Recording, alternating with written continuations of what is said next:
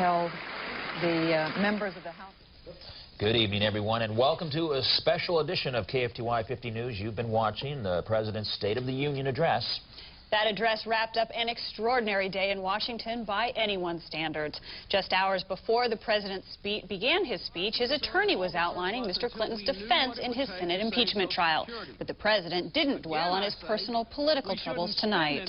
Instead, he painted a bright picture of a prosperous nation with 18 million new jobs and welfare rolls at their lowest level in 30 years.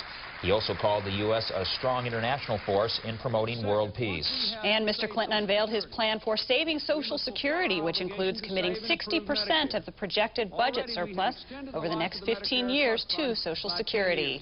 But we should extend it. Many people watched tonight's State of the Union address with extreme curiosity, including various North Bay political analysts. We invited some members of the local Republican and Democratic parties to give us their input. KFTY 50's Tara Lostrom is standing by live with reaction. Tara.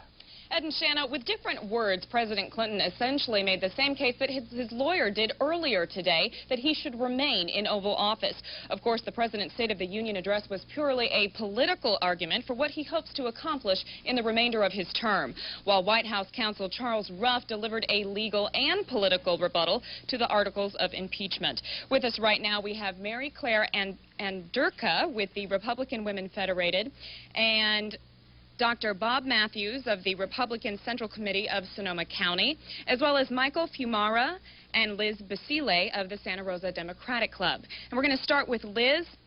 The question that many people have tonight is, so many people were watching the address because of the fact, perhaps, that the president is on trial right now. Could this affect the way the rest of the Senate conducts its business in the days and weeks ahead? You mean as far as the success of his speech? Well, I don't think it's going to have any effect on the Senate hearings. I think it's pretty cut and dry what's going to happen. It's very partisan. It's a partisan battle, and I don't think anything is going to change. The Republicans are set to destroy him, and the Democrats are going to defend him. It's as simple as that. Okay, Republican rebuttal here? Well, I think that the Republicans are trying to be very fair, as well as the Democrats in the Senate. And I think they're going to listen objectively to President Clinton's speech tonight. And I don't think that this will really have any impact on what their decision will be, whether to impeach or not.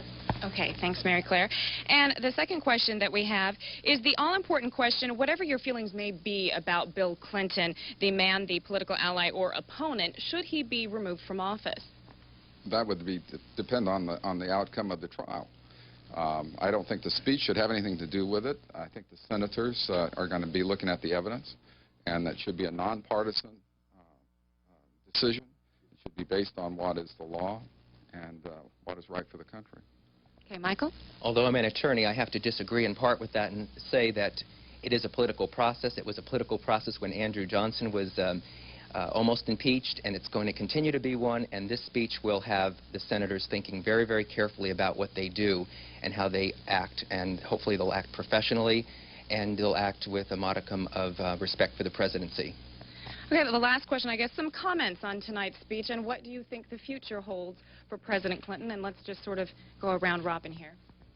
Well, I think, you know, his speech tonight was more of the same. Bill Clinton, he gives a great speech. It's more expansionist government. And I think you have to ask yourself, when you come to all of these questions about Social Security, Medicare, Medicaid, all of those, who can do the job better for you? Can you take care of yourself better than the government? That's the question I think you have to ask after the State of the Union speech.